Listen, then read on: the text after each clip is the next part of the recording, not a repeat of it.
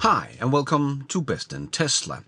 I am out driving in my good old Tesla Model 3 from 2019 because it has just failed the mandatory service inspection. Oh yes, you have probably heard about this. It was headlines here in Europe that all Teslas just failed the mandatory service inspections.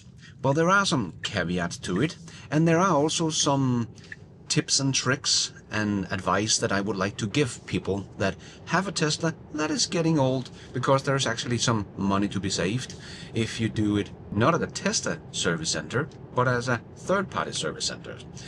So first of all, for all you people that are not living here in Europe, well, we do have these mandatory service checks that we have to do. It's the law, and it's when you buy a new car after 4 years. That's when you have to get your first service inspection, and is to make sure that everything of the car is still working greatly, so we don't get into accidents on the road. So a good idea. But after 4 years, that's when you have your first mandatory service check.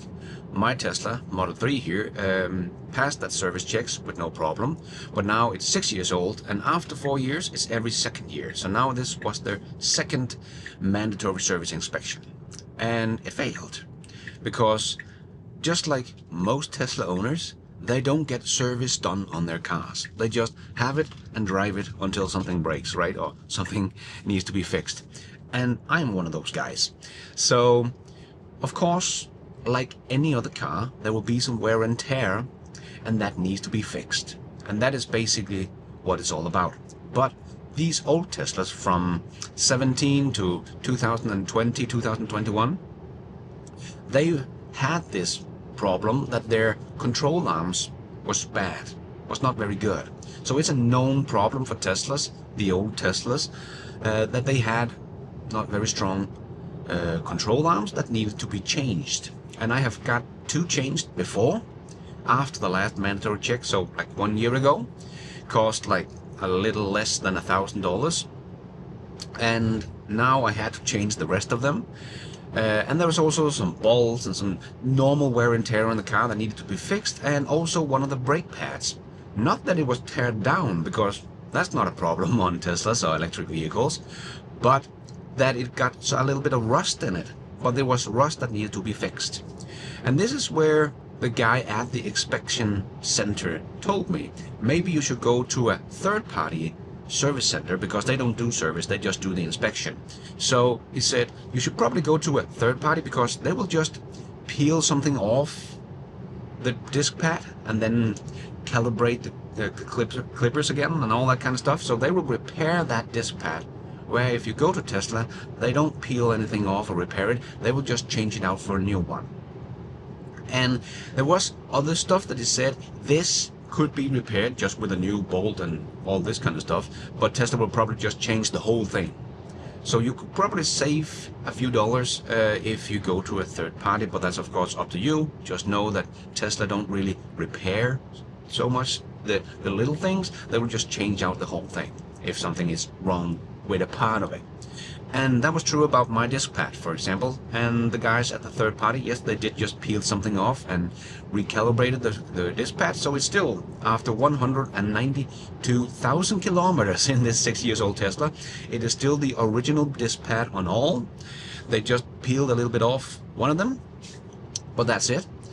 And then I got all the control arms, except the two that is already changed. So the rest of them, I got all of those changed as well. So all in all, I had a lot of things that need to be done, and I also had a punctured tire as well. I got a screw in one of the tires they fixed for me, and they also did the service inspection afterward. They took it to the inspection hall, get that fixed and everything. So all in all, it was just about $3,000 to service and repair the car after 6 years and 192,000 kilometers.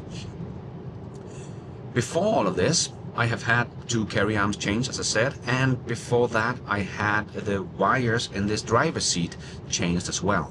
That was like $300, and Tesla's service van actually came to my house and changed it. So it was no convenient, so it was very convenient for me. But anyway, that was like $300. and we had less than $1,000 for the 2 first carry arms, and then $3,000 for the whole repair now for the last service inspection here. So all in all, about $4,100 I have spent on service and repair on my car. I have not done any mandatory service on the car like you used to from the gasoline cars, but just got it to service when something broke or the car told me that this is not working anymore, you need to fix it. Okay, great. And so far it's always been Tesla that has done it for me, and most of it has been under warranty. So, but $4,000 in 6 years, I think that's pretty good. My sister's car is about half a year older than mine, but that's a gasoline car. It's a Dasher, but they just spent like $6,000 to repair that for their service inspection. So there was like, okay, that's the last money we're gonna spend on that car. It's not a very expensive car, it's a very affordable car.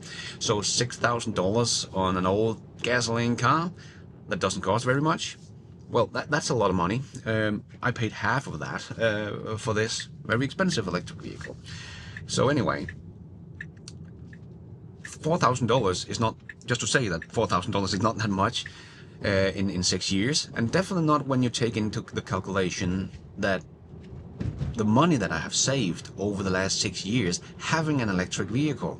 Because before this car I had a Master 3, a very nice ICE car. Just got a loaner ICE car from the service center, and yeah, I can't say I'm not going back to an ICE car. They just feel so old school. It was nostalgic and fun driving one again, but damn, as an everyday driver, no, I'm never gonna get an ICE car again. What a terrible car it is compared to an electric vehicle. They're just so much better as your everyday commute driver. So much more convenient. But anyway, back to the price, because before I had to get the mandatory service check, not the inspection that we all have to do, but the service you have to do with your gas car to keep your warranty. So we of course did that, and it's either every year or every 20,000 kilometers, whatever comes first. And we drive about 40,000 kilometers a year, so we pay for 2 service check, mandatory service check. It's not mandatory, but you lose your warranty if you don't do that. So we did it, of course. So that meant that we paid about $2,500 every year, because it was one small service check and then one big service check every 40,000 kilometers. So $2,500 we paid more than with the Tesla, just on service and repair. But then we also pay about $2,000 more for gasoline than we do on electricity every year for the miles that we drive. So we pay what is equivalent to about $4,000, a little over $4,000 every year with the ICE car compared to the Tesla. So we save about $4,000 a year, and I just paid $4,000 for all my service and repair cumulatively over the past 6 years and 192,000 kilometers. So I personally think it's not too bad. I saved that in year 1. I had just used that over the last 6 years. So yes, the Teslas, especially the old guys here from 2019, well, they do fail these service inspections, as the headline is telling everyone. But that is, first of all, that they don't have very good carry arms, so they have to change that, change those. Second of all, people with Teslas, they usually don't get any service done, and there is wear and tear on all vehicles, including Teslas. So something will be wear down and have to be changed, a bolt, a control arm, whatever. So they are still very affordable, and it's quite easy to get them fixed. Like this one, it did cost me $3,000, but it is also an old Tesla. So just keep that in mind when you hear all the headlines about how Teslas are failing in European inspections. Yes, they are, but because people don't get them serviced. If you just took them to a service centers and got fixed all the things that is getting old and need replacement, and then go to the service inspection, the mandatory service inspection, there wouldn't be any problems. But people don't do that. People just drive their cars, put them to the mandatory service inspection, and fail. Then they get the things repaired and all good again. And the amount you have to pay for that is not very much compared to ICE vehicles at the same age like my sister's, or the savings that you do over the lifetime of the vehicle, well, it's not even comparable to an ICE car. So it's not really that big of an issue that the mainstream media would like it to be. But yeah, this is just me telling you that it might be a good idea to, if you have an old Tesla that needs service of some kind, maybe check if you have some service shop that do Teslas and are good at Teslas, because they might be cheaper than Tesla themselves, because Tesla apparently have a reputation of just changing the whole thing that needs to be fixed and not repair it, like my disc pad on this vehicle. So just a little tip for you guys, if you have some old Teslas that need service, maybe you want to check a third-party service center instead of a Tesla, and also get a estimate cost at a Tesla service center, and you can check it out yourself. And if you are living here in Europe and need those mandatory service inspections, well, get your car checked before, and then you won't fail them. That's just a little advice here from me, and that is all I wanted to talk about in this little short video.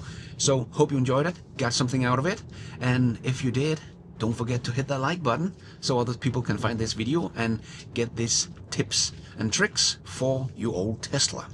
Well, that is all for now. Thank you so much for watching, and until next time, take care out there and be nice.